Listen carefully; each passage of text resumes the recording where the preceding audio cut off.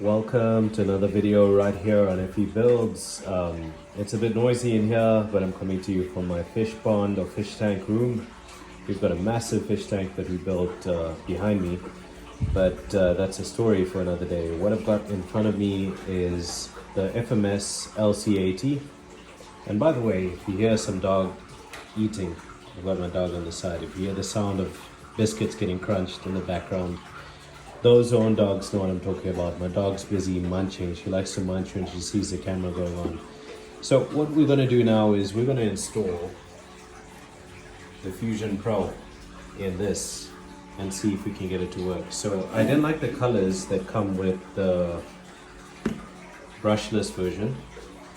I like the colors that come with the brushed. So I ordered a brushed with the plan of actually putting a Fusion Pro in and get all the lights to work. I don't know if the reverse lights are going to work, but I'm sure we can get the lights to at least go on and off, meaning these top lights up here and these others. These will by default just come on. That's the way I've wired them. And as you can see, I use different lights because if this is an ARB bumper, the lights that I've seen that are branded ARB in the shops that we have here in South Africa usually have lights that look like that. So I thought, why not go the whole way? I mean, if it's ARB bumper, might as well have ARB looking lights. So let's get into it. Let's start with this build. I will go into time-lapse mode, and at certain points we'll go into a time when I'll talk about what I've done and why.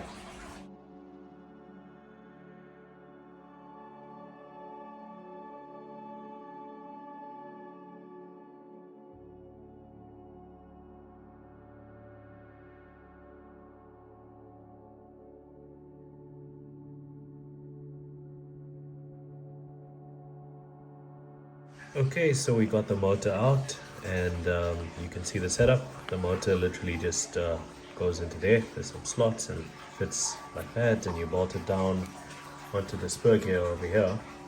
Let's zoom out slightly. It meshes nicely on the spur gear. I like the fact that it's got some places where it should be. And as we can see, skip 2 holes on the third one. That's where it goes. This pinion is good enough. I mean, it runs so smoothly with the brushed motor. It'll even be better with the Fusion Pro in it. So let's take this pinion off, and then we put the Fusion in.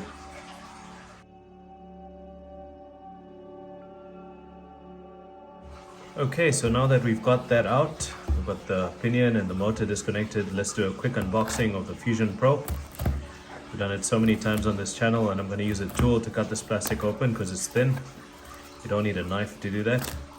And yes, I'm wearing gloves. It's surprising that some people have an issue with wearing gloves when working on RCs. I mean, whatever, if you want to wear gloves, wear gloves. If you don't, don't. But enjoy life in the process. Okay, so what I usually do nowadays, because I've got so many programming cards, I usually just cut off this top section over here and I stick that in the car on the chassis so that we always have the settings where we go. Here's the sticker for the switch. Comes with 2 nice small cable ties, very hard to come by if you haven't bought from the hardware store. They're not the kind of cable tie that you'll just have lying around the house unless you're someone who's very technical. People usually have the bigger cable ties. I hope the sound of water isn't really disturbing the flow of this video, but there's our brand new Fusion Pro. Thank you to RC633 for sending it, and or 633RC. There's a manual that comes with it, and the manual also has all these settings in it, plus more. If you've never used the Fusion Pro, go through your manual, make sure you know it. And my favorite part, stickers. Stickers, stickers, stickers. Okay, let's get into high-speed mode once again, and let's get this Fusion Pro fitted in. I'm going to try and get it fitted in such a way that the wires are up, because what I like to do usually is go up and over, away from the motor, because the motor can sometimes get hot under strain. So I like to go up and over something. and then route the wires. So we're going to put it in that orientation hopefully. So let's begin with that. We're going to go back into high speed mode. You don't need to see how to do this. You can slow the video down and you will see everything.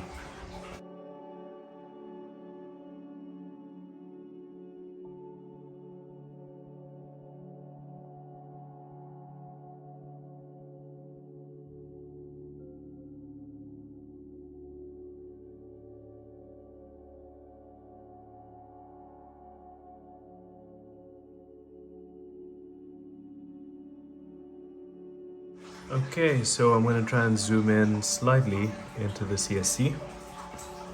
We see that it's got a channel 1 that goes to the servo at the front, and then we see that the gear shift servo is going in through to, I believe this is channel, can't really see with that writing, channel 4. So what we will have to do is, if you're using a setup like the DDF350, you're going to have to set the endpoints of that servo on the remote so that it actually goes into its proper place. So I'll disconnect that so long. That's the servo.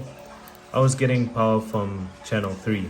This ESC over here doesn't have a channel 2 because it's a ESC and receiver combined. This receiver doesn't have a channel 2.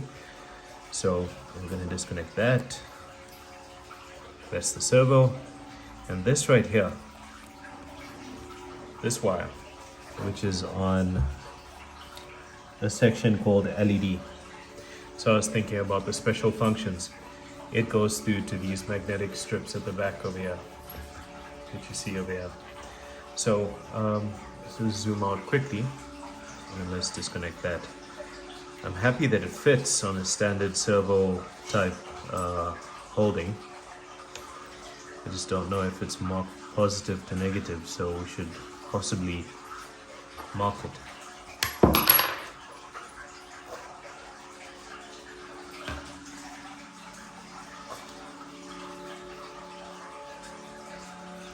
So I'll put the mark over here.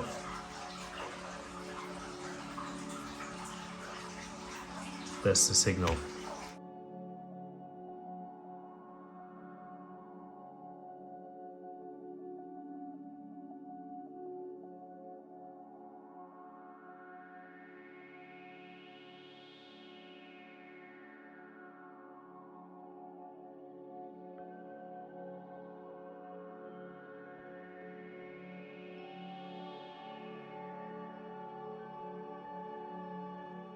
Okay, so we're quickly going to program this system and then we'll sort the lights out afterwards. So we can see I've already got one program card with Fusion Pro thing sticker on it, but I've got so many program cards, so it does help me to stick them over here. So setting 1 is correct, FOC RPM matching, perfect, LiPo cells, auto, perfect, cutoff voltage, perfect, thermal protection, perfect, motor rotation, perfect, BC voltage, 6 volts, that's good. Drag brake is on level 6, drag brake rate, level 5, that's fine. Number 9, max reverse force. I always reduce this. I always set that to 25%. Max brake rate doesn't really matter. RPM decrease rate, level 1, that's fine. Punch, I want to reduce the punch. Set it to there, because it's quite snappy as it is. 13, the neutral range, and that's fine at 8%. Perfect. This small piece of rubber, so important. So necessary to keep it waterproof and watertight. Let's just test if this thing's working. Turn the remote.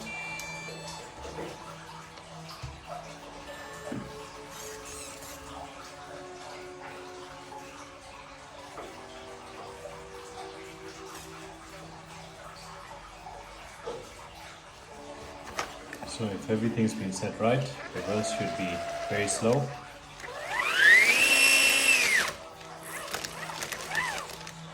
And punch is also also set to reduced, so it's much more controllable. Now all we need to do is solve the issue with the lights. Okay, so just an update over here. We managed to get the mechanical part of the car working amazing. But just one thing. The lights didn't work, and that's because I couldn't get that Dumbo RC, which is a very, very nice receiver sometimes. I couldn't get it to pair with that. So, I did some research, and I just happened to have one of these around. And upon looking in, it seems to have the transmitter that will actually work with that specific LED switch. Now this is just a trial, and it's not even using it. If you look over here, it's literally got 2 channels plugged in, and it had one right at the end. But it seems like that's the one that might need to go in there. I can't see the name there, the number. But it seems like we'll have to bind this to the other remote and then make it work. So let's see how we get this to go. The answer to the lights working was sitting in the RGT intruder, which is a very nice Fusion. I think that's a Mini 16 in there. It comes with from factory. But we managed to get the lights to work. We indicate it works. We indicate the other way. It works. I haven't connected my own lights yet, but if you want lights on, you just press channel 3 and the lights come on. Channel 4 is gear.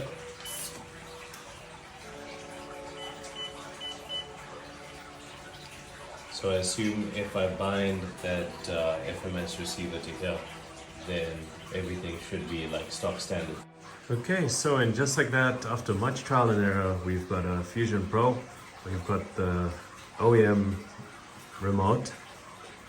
We've got my lights that work just when you power on the car, and then in the same exact position we've got the car's lights that work. We've got the indicators that work. And if you're like me, then chances are you have one main remote for all your RC cars, and your other RC cars just sit to the side. In this case, I hadn't converted that RGT intruder yet to work on the one big remote. I just happen to have the receiver that comes with this when you buy this remote stock standard, and it came with the RGT, and it's so easy to bind. All you need to do is keep the car off, switch off the receiver, hold down the bind button, turn it on, switch your car on, and it'll bind and pair up. So it's bound and it's set how FMS had it working. So technically I've got a gray brushless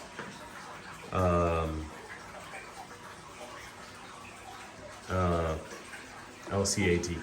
Let me actually take this out of the way and let's get a nice thumbnail picture. Put this in there.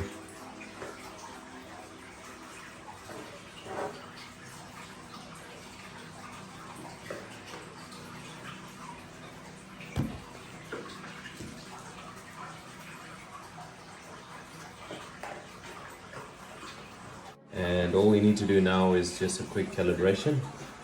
I'm going to turn off here. Turn off on this side.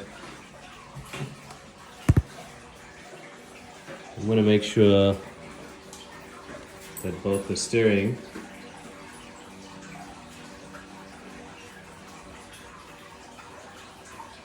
and the throttle are in the center or in maximum. Steering trim, throttle trim are in the center. Okay, now we're going to calibrate this thing. So turn this on.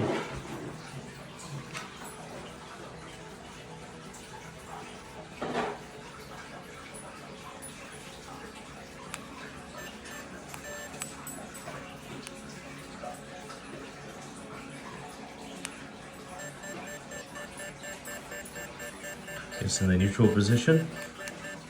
Press it once. Pull the trigger to the full back position. Beep twice. Push it forward fully to the full reverse position. Beep 3 times. We're good to go. Look at that. Let's just test this out in ending this video. Let's try and do a FOC crawl over this Fusion Pro box. Let's actually turn it around to say Fusion Pro. There we go. Let's do a nice FOC crawl through. Okay, and with the sound of the water, let's just take this away, make it nice and neat here. I've been working on this car the whole day, so hopefully this video helps someone. Maybe you don't have to sit waiting for something to come through. You just need to find an old receiver like this that you pulled out from another car and transmitter. Usually come together. And you can do what I did to the LC80. Look at that. Look at that FOC technology. Just check. I believe it's in first gear. Let's see if this is low gear.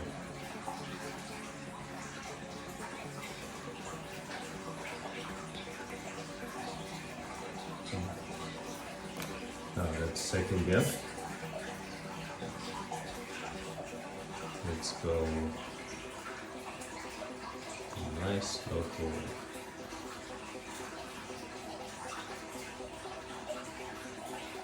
FOC technology with BFGs. Look how slow that is.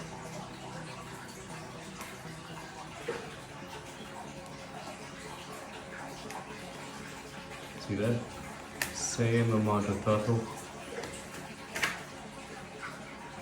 It's pulling up the rock. See if it's going to come down at the same speed. There might be a bit of slack in the driveline, which you might see when it goes over, or maybe not.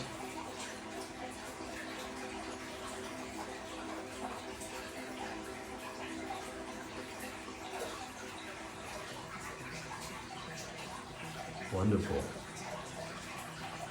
FOC tech. You saw the slack when I let go. Okay, so we're going to reverse now. Reverse it back up.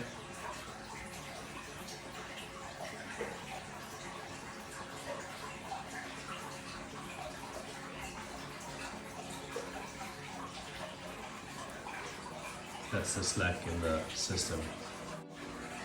Well, mission success. Fusion Pro installed in there.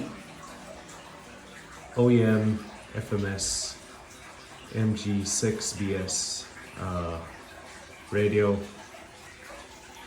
lights working, everything working, sorted. It's been a success.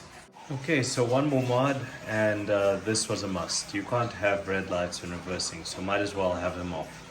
I left the indicators on the other side, on in front, on the other side.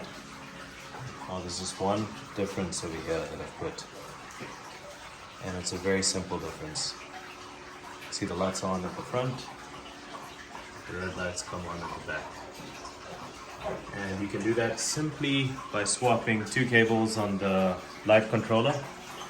Move the plugged in at back to DRL, and then you'll get this.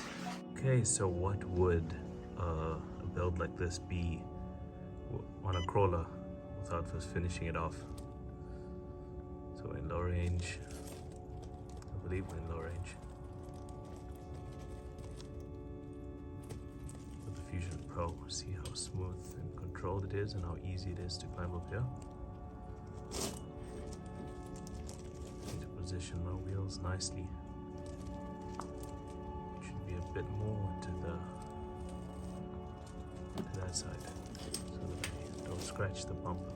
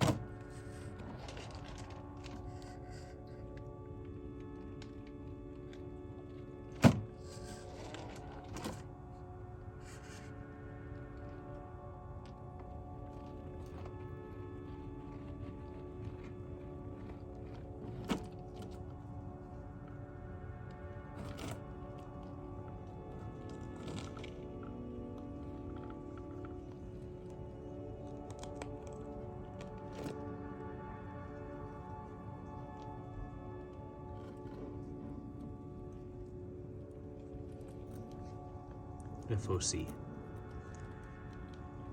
So that's a wrap to this video. Thank you for watching, and I hope this helped for anyone who wants to do the Fusion Pro conversion. Until next time, cheers.